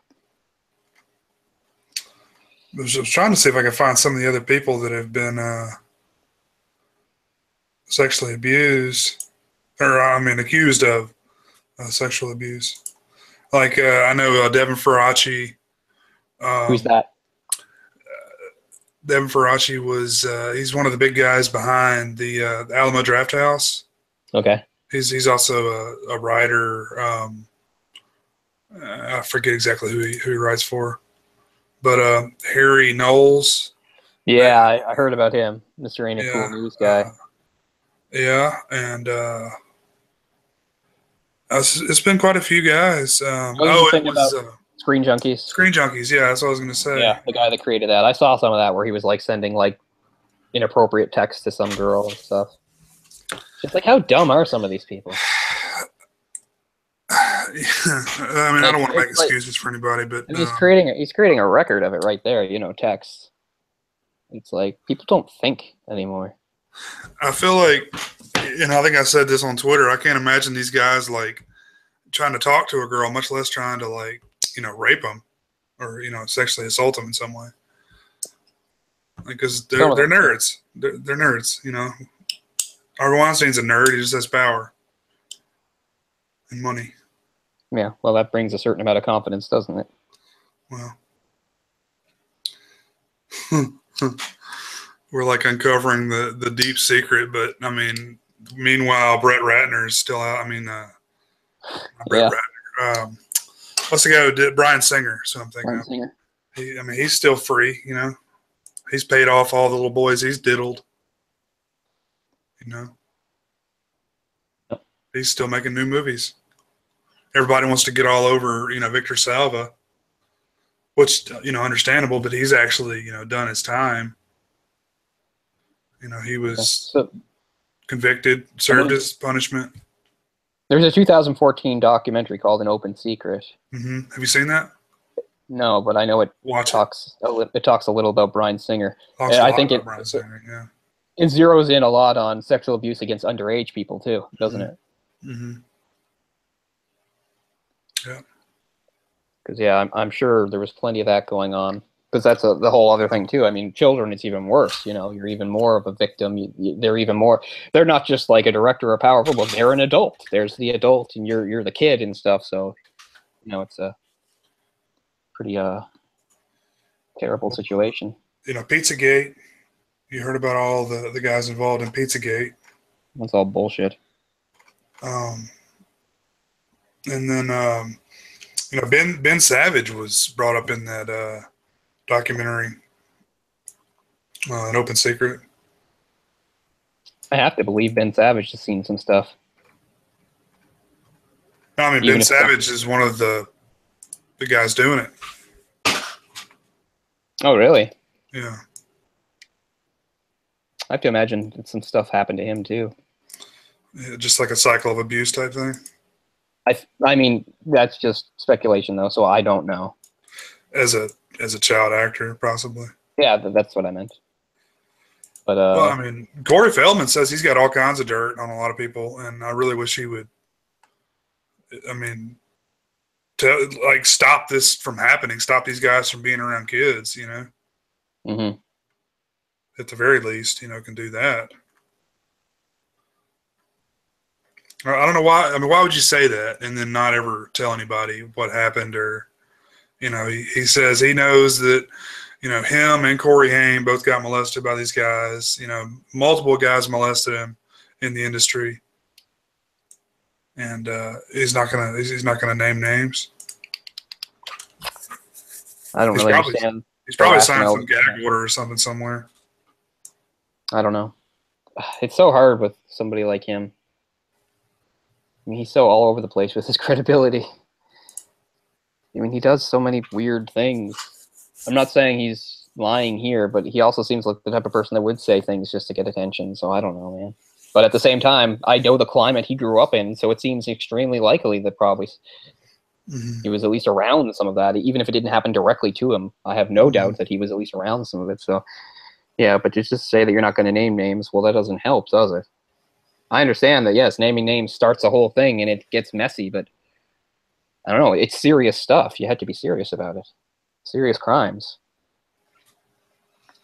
No, I hadn't heard anything about Ben Savage when he was older. Yeah. Well, I'm sure Fred like got a hold of him and said, "Quit this shit." Fred, the sensible one. At least, be better at hiding it. Because it was like they were having these parties, right? These parties where they would all get these kids. They'd give them wine and like Xanax and stuff and whatever drugs to make them kind of loopy and, molest them. Oh, God. Some Jared from Subway stuff right there. Yeah. Yeah. But yeah, watch that documentary. The whole thing's on YouTube because I don't think it's been released anywhere. I'll try to watch it. Is there anything more dark and sinister than the Jared from Subway thing? Because it's like, thank you, Subway. Now that I'm thin and wealthy, it's so much easier for me to molest children. You know what sucks how hard about it was that? to molest children when I was a big fat nobody? I couldn't molest anybody. It was so hard. Nobody wants to be molested by some 300-pound loser. But now I'm a thin, cool celebrity. Like, oh, God. I mean, there's so many people you can talk about, like, well, we don't know what's true and allegedly and stuff like that. But him, like, the facts are there. Like, audio of him talking about it, like, right there. Ugh.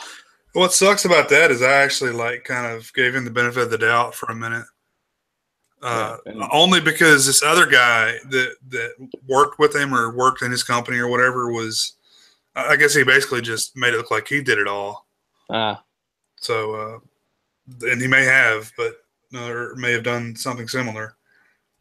But I was like, it's another one of those cases where you can't believe like how casual he is about it. Like you're just like, I don't believe this. Like that whole thing about the woman who was like, what was she? She was like some radio host that he got to know, and he was sort of attracted to her. Mm-hmm. And then the FBI got a hold of her and were like, okay, get him to talk about this shit. So she like pretended she was into it and stuff. Are you into fucking children? Oh, hell yeah. Tell me about that.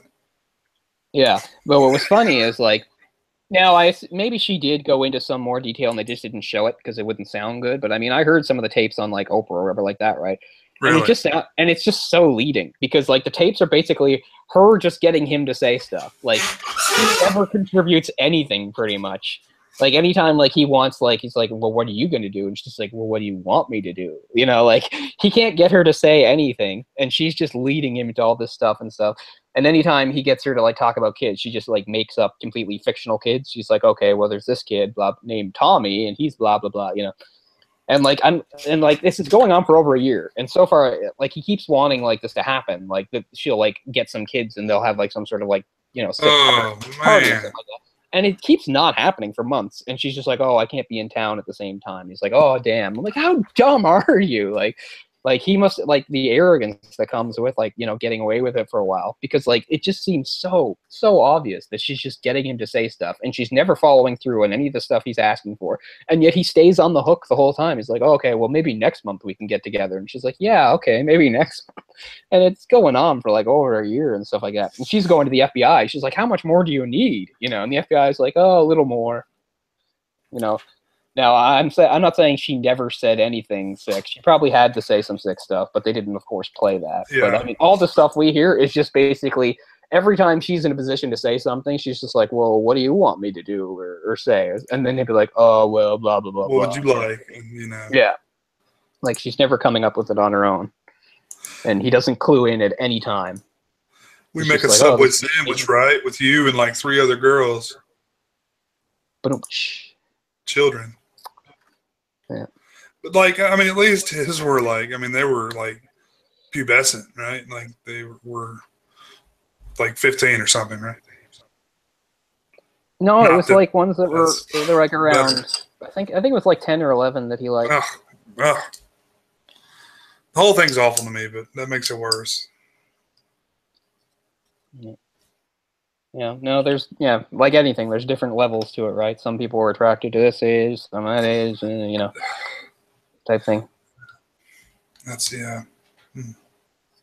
No, I haven't heard the tapes, but I'm definitely going to track them down. Yeah, well, I mean, it was only some of it, right? It was some of it they played on TV. They had hours and hours of this shit, and like I said, she probably asked them not to play anything where she had to say anything too bad. But the stuff you get to hear is just her totally leading him by the nose, and him just totally going for it, and never seeming discouraged, and never seeming suspicious. Just like, oh, okay, like she's not giving him shit, and he's just like, oh, well, whatever. Let's try this scenario then, and stuff like that, That's more of a testament to Jared's stupidity, isn't it?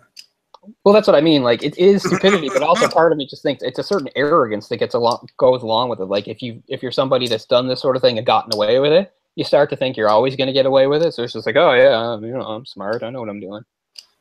So he's completely at ease talking to this woman who he doesn't even really know that well, but he's kind of attracted to her, and now she's made these inroads where it's like, oh, she's down with the molested children thing. We can do this together.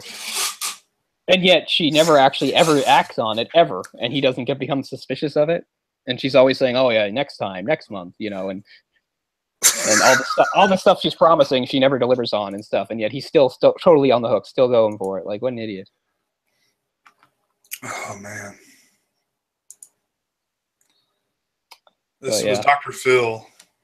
Oh, yeah, it was Dr. Phil. It would have been after Oprah was over. But yeah, it was on Dr. Phil. But yeah, it's just ridiculous to listen to. She's like, how stupid are you, buddy? I can't stand Dr. Phil, so that's going to be tough. Yeah, for this, he mostly doesn't talk, right? We just listen to him. Yeah. Dr. Phil's pretty annoying. I only watch the really fucked up ones. Most of the ones are boring, right? It's just like, oh, we're fighting over our kids for our divorce. Who cares? Yeah. Why is that television? I only watch when it's something really fucked up. It's just like something really fucked up, and Dr. Phil's like, so why do you do that?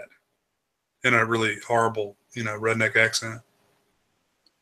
Yeah, as if like that's going to get to the core of it.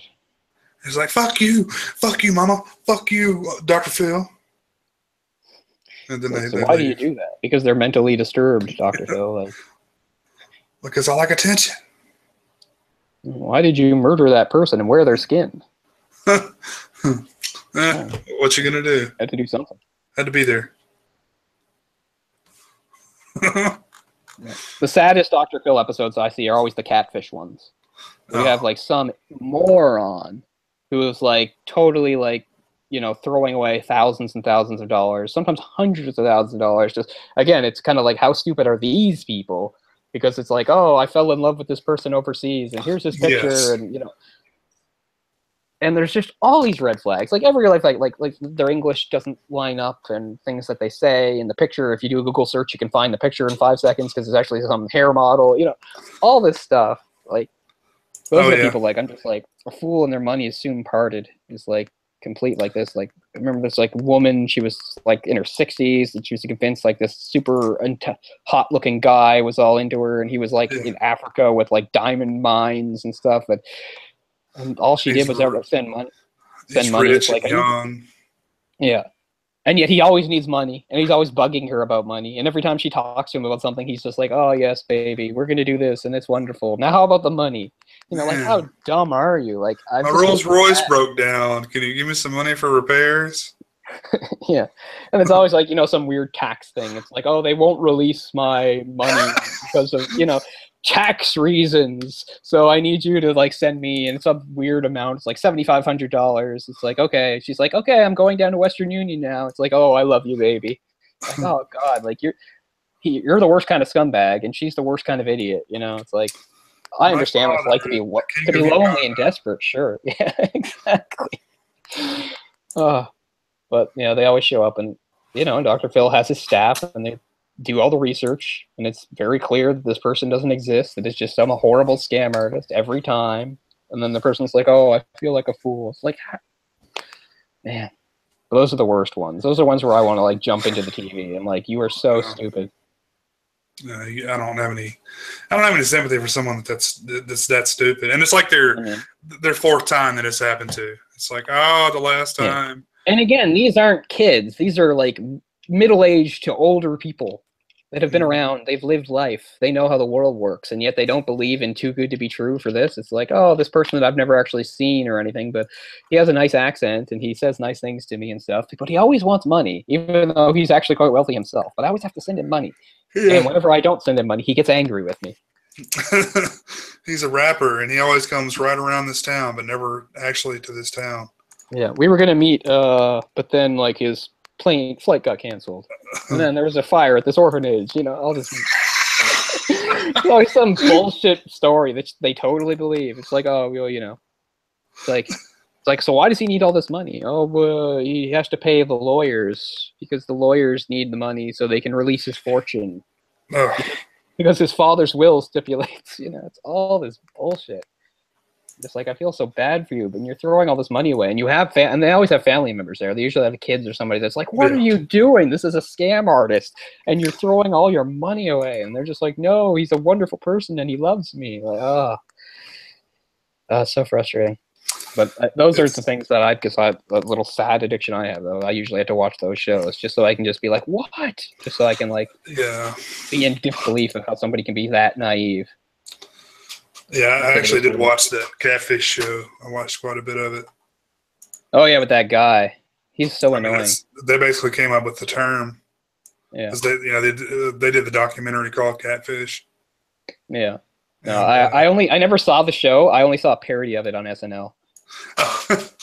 That's how I know the show exists. He's just like some young, good-looking guy. What was it like? He got catfished, so he decided to make a whole show about it or something. Yeah.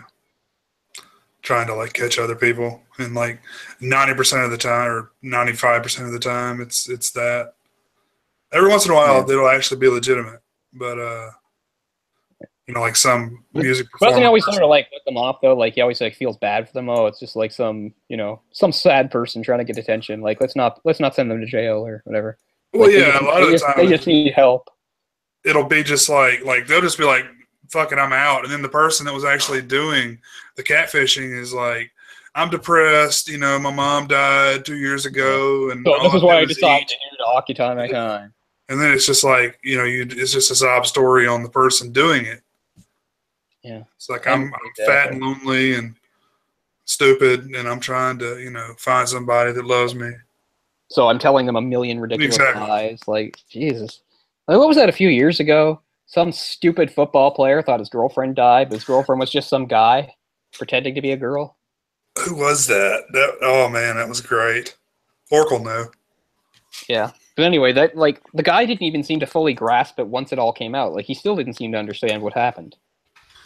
Like, when he was interviewed about it, he still didn't seem to understand that there was no girlfriend. It was just some guy he was talking to pretending to be a girl. And, what? Where is she though? What? Yeah, yeah, like he was really dumb, man. Yeah, it was like a really popular football player. Fuck, I can't remember who it was. I mean, if you're a popular football player, you have pretty easy access to women. You don't have to be talking to some like text on a screen saying, "Yeah, I'm a hot girl." You can just go find a hot girl. There's a guy from Notre Dame. He's saying. Yeah, he was really stupid. He says he's in the NFL now. Of course he is.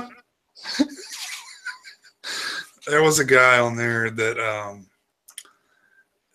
this girl had been catfishing him, saying that she was Katy Perry, right? Oh God! And he was convinced that it was Katy Perry. He goes out and he gets this ring made. So he thinks he's talking online to Katy Perry. Yeah. And Katy Perry is in love for years. Yeah. Okay. Sure. And he goes and gets this ring made. It's like a $50,000 ring or something. It's super expensive, like custom made, ring that he's done. And obviously it's bullshit. But he just like refuses to believe it the entire time. They're like, you still think this is her, right? Like, we just talked to Katy Perry on the phone, like the real one. She has no idea who you are. Yeah, it's not her. He's like, no, but there's still a chance. And so anyway, like that guy was like, had some problems, I think, some mental problems. It's a crazy world. It's like how, how like whenever you see like something about like two people that get together and then they start murdering people, and you think, what are the odds? Like the two people that are into murdering people just manage to meet, and like because it's not an easy conversation to have with somebody. Hey, so you like murdering people, but you always find out of these sick people that manage to find each other. Like I'm always amazed like how these like totally evil bastards are able to find like the perfect, naive victims that will believe all their stuff. It seems like the odds are so against it. There's a lot of those like couples that murder together type thing. Yeah.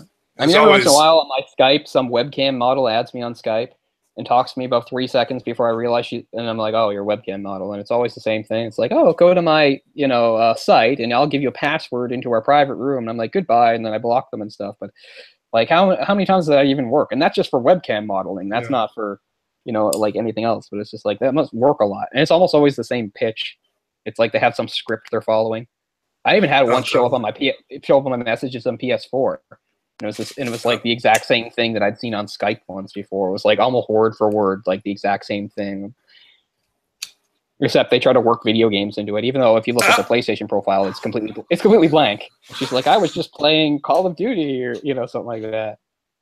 They probably don't even speak very good English. Probably not.